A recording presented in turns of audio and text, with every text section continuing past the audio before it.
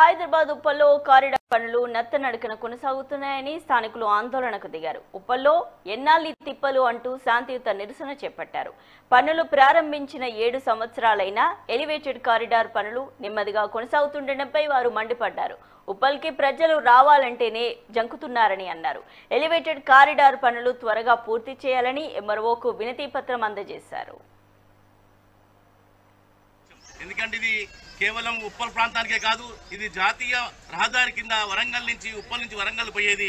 కాబట్టి రాష్ట్ర కేంద్ర ప్రభుత్వాలు ముఖ్యంగా వాళ్ళకు ఓట్లు వేసి గెలిపించుకున్నందుకు స్థానికంగా సమస్యలపై పట్టించుకోలేక 7 సంవత్సరాలు అవుతుంది. ఇది 2018 గాయత్రి కన్స్ట్రక్షన్స్ వాళ్ళు దీన్ని తీసుకున్నారు. ఎంత నిర్లక్ష్యం అంటే వాళ్ళు వేసిన పిల్లర్లు కూడా కుంగిపోయే పరిస్థితికి వచ్చింది. గతంలో కూడా యాక్సిడెంట్ వల్ల 2 ప్రాణాలు పోయినాయి.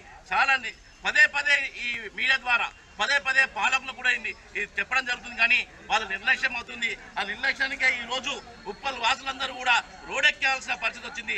దయచేసి పాలకులు ఇప్పుడైనా సరే ఈ నిర్లక్ష్యాన్ని వదిలి ఎంబడే కారిడార్ పని మొదలు చేయాలి. తాత్కాలికంగా యుద్ధ ప్రాతిపదంగా ఉన్న రోడ్డునైనా సరే పబ్లిక్ అందుబాటులో తీసుకురావాలని కోరుకుంటున్నారు. వచ్చే నెలలో ఈ యొక్క పని పూర్తిగా చేస్తామని చెప్పేసి కూడా హామీ ఇచ్చిపోయినారు. మరి ఇంతవరకు కూడా కనీసం ఒక 5% కూడా పని ముందుకు పోవాలని చెప్పేసి కూడా మీ ద్వారా మేము తెలియజేస్తా ఉన్నాము.